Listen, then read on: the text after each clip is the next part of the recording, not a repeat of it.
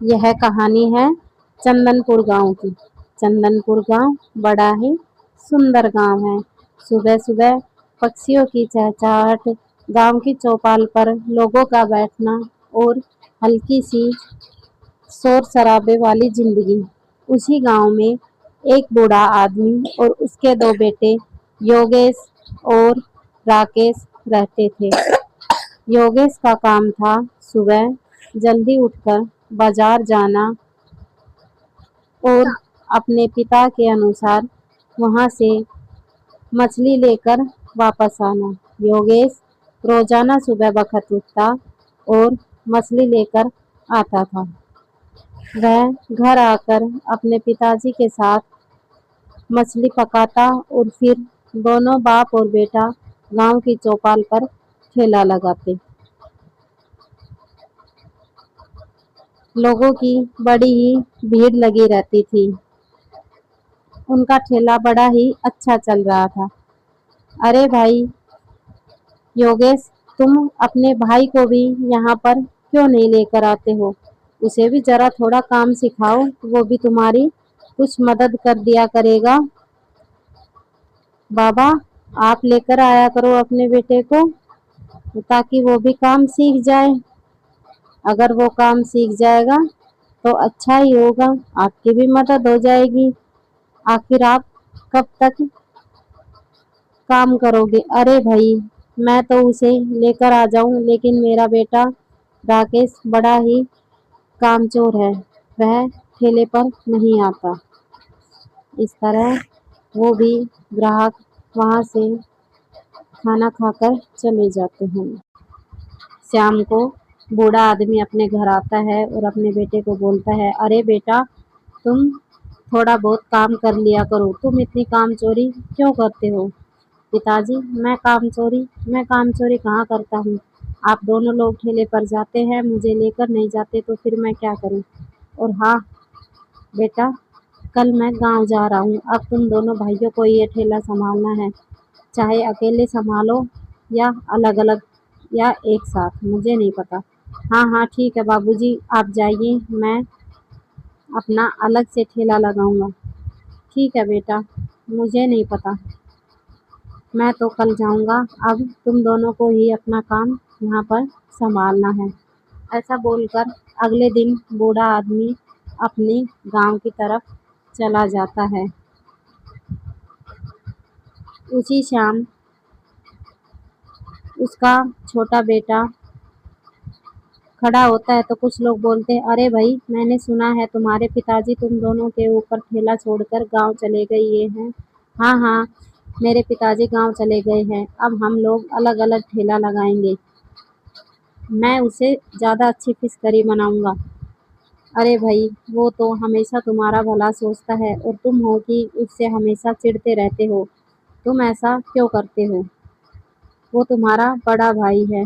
अरे हाँ हाँ ठीक है, मुझे मत सिखाओ, मुझे पता है कि कौन क्या कर रहा है और कौन कैसा है। चलो अब मेरा रास्ता छोड़ो और मुझे यहाँ से जाने दो। अरे भाई, आजकल तो भलाई का ज़माना ही नहीं रहा, किसी से अगर दो बातें अच्छे की कहो तो वो बुरा ही समझने लगता है। अरे तुम छोड़ो, हमें क्या, कोई करेगा सो भरेगा, हमें इन सब चीज़ों से क्या लेना है, चलो अपने घर चलते हैं। दूसरे दिन दोनों भाई अलग अलग ठेला लगाते हैं। एक जोर जोर से आवाज़ें लगाता है, आओ आओ, अच्छी अच्छी ताज़ा और स्वादिष्ट फिश करी खाओ, मेरी दुकान पर आओ, मैंने बड़ी ही अच्छी फिश करी बनाई है, आप लोगों की सेहत के लिए बड़ी ही अच्छी फिश करी, आओ आओ जल्दी आओ। वह जोर जोर से आवाज़ें लगाता है। तभी दूसरी तरफ उसका भाई भी अपनी ठेले को लेकर दूसरी तरफ खड़ा हुआ होता है।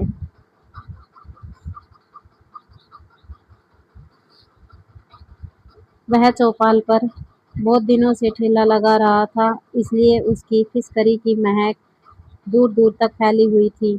सुबह के साथ साथ उसकी फिश करी की महक भी लोगों को बहला रही थी। धीरे धीरे सभी लोग उसकी फिश करी खाने के लिए आने लगते हैं। वहीं दूसरी तरफ उसके भाई ने भी फिश करी बनाई हुई थी, उसने भी उसकी साथ में ही अपना ठेला लगाया हुआ था। वह भी लोगों को ज़ोर-ज़ोर से आवाज़ें लगाता है, आओ आओ फिश करी खाओ, आज आपके गाँव में नई फिश करी की दुकान खुली है, आओ आओ। बगल वाली फिश करी से भी ज़्यादा अच्छी और स्वादिष्ट फिश करी है मेरे पास। मैंने ताज़ा-ताज़ा मछली बाज़ार से लाकर बनाई है, आओ आओ अच्छी फिश करी खाओ। इस तरह दोनों भाई गाँव की चौपाल पर खड़े होकर आवाज़ें लगाने लगते हैं। जो पुराने ग्राहक थे वो तो उसी के पास आते हैं, कुछ लोग नया ट्राई करने के लिए उस दूसरे भाई की दुकान पे आते हैं। वो देखता है कि एक भाई की दुकान पर तो बहुत भीड़ है, दूसरे के पास कुछ कम ग्राहक है। तभी एक आदमी वहाँ आता है और बोलता है, अरे भाई, मेरे घर में मेहमान आए हुए हैं, तुम उनके लिए 3 प्लेट फिश करी पैक कर दो। आज मैं उन्हें नए स्टाइल की फिश करी ले जाकर खिलाऊंगा। रमेश की दुकान से तो हमने बहुत खा ली, आज तुम्हारी नई दुकान की पैक कर दो। अरे हाँ हाँ भाई, ठीक है, अभी रुको, मैं तुम्हारे लिए फिश करी अभी पैक कर दिए देता हूँ। और हाँ, मैं तुम्हें आज कुछ एक्स्ट्रा दूंगा क्योंकि आज मैंने नई नई दुकान लगाई है और तुम मेरे पहले ग्राहक हो, इसीलिए। मेरी फिश करी ऐसी है कि एक बार खाओगे तो बार बार आओगे। हाँ हाँ भाई, ठीक है, आज तुम्हारी फिश करी भी खाकर देख लेते हैं और अपने मेहमानों को भी खिलाते हैं कि तुमने कैसी बनाई है। तभी बीच दोपहर में रमेश दुकान छोड़कर चला जाता है। तभी वहाँ पर एक आदमी आता है, दुकान को खाली देखकर बोलता है, अरे, फिश करी की दुकान और वो भी बिना मालिक के। मुझे लगता है कि क्यों ना इसमें से एक प्लेट फिश करी खा ली जाए। जब तक मालिक आएगा तब तक मैं यहाँ से फिश करी खाकर जा चुका हूँगा। पता नहीं इस ठेले का मालिक कौन है जो ऐसे बीच चौराहे पर अपनी दुकान को ऐसे ही सूना छोड़कर चला गया। चलो कोई नहीं, मैं इस मौके का फ़ायदा उठा लेता हूँ और अपने लिए एक प्लेट फिश करी लगा लेता हूँ। यहाँ पर आसपास कुछ लोग भी नहीं हैं जो कि मुझे देख सके। वाह! आज तो मेरा दिन बन गया। आज तो भरपेट फिश करी खाऊंगा और घर जाकर मज़े से सोऊंगा। तभी वो कहीं गया हुआ तो रास्ते में उसे एक दारूबाज मिल जाता है। अरे ओ बेवड़े, तुम्हें मेरा एक काम करना है, मैं तुम्हें पूरी एक बोतल लाकर दूंगा। बस उस फिश करी के ठेले वाले की फिश करी में थोड़ी सी दवाई मिलानी है। अरे क्या, बोतल? बोतल के लिए तो मैं कुछ भी कर सकता हूँ। हाल फिलहाल जो युद्ध हो रहा है उसे भी रुकवा सकता हूँ। आप बताओ मुझे क्या करना है। तो सुनो, तुम्हें मेरे ठेले की बगल में एक ठेला फिश करी का लगा है, उसकी फिश करी में मैं जो तुम्हें दवाई दे रहा हूँ, तुम्हें ये दवाई जाकर मिलानी है। ध्यान रहे किसी को पता ना लगे कि ये दवाई मैंने तुम्हें दी थी। ठीक है मालिक, आप बस बोतल का इंतज़ाम रखना, मैं अभी जाता हूँ और उसकी फिश करी में दवाई मिलाकर आता हूँ। लेकिन हाँ, मुझसे कोई धोखा मत करना, मुझे मेरी बोतल अपना काम करते ही चाहिए। वह जा रहा होता है कि तभी रास्ते में एक आदमी उससे टकरा जाता है, जिससे कि उस बेवड़े की दिशा बदल जाती है। वह उस दवाई को रमेश की फिशकरी में मिला देता है, जिसे खाकर लोगों का पेट खराब हो जाता है।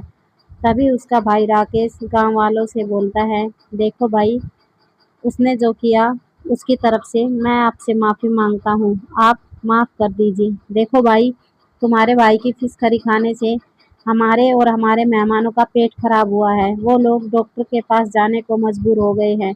आगे से ध्यान रखना, नहीं तो हम ये शिकायत गांव के मुखिया के पास लेकर जाएंगे। अगले ही दिन ये शिकायत पहुंचती है कि रमेश ने मछली में कुछ मिलाया था। वह बोलता है, नहीं नहीं प्रधान जी, मैंने कुछ नहीं मिलाया है। देखो, मुझे तुम्हारे खिलाफ शिकायत मिली है कि तुमने अपने फिश करी में कुछ मिलाया है, जिसे खाकर गांव के लोगों का पेट खराब हो गया है। तभी बेवड़ा बोलता है, अरे इसने तो कुछ नहीं किया है, ये तो खामखा ही बदनाम हो रहा है। मैंने फिश करी में जमाल घोटा मिलाया था। तभी राकेश बोलता है, अरे ये तो बेवड़ा है, पागल है, कुछ भी बोल रहा है। मैंने इसे जमाल घोटा मिलाने के लिए नहीं बोला था। तभी गांव का मुखिया बोलता है, ये बेवड़ा ठीक बोल रहा है, राकेश ऐसा कभी नहीं कर सकता। वह गांव के लोगों की जान जोखिम में नहीं डाल सकता। इस तरह गांव के मुखिया ने उसके भाई को सजा दी।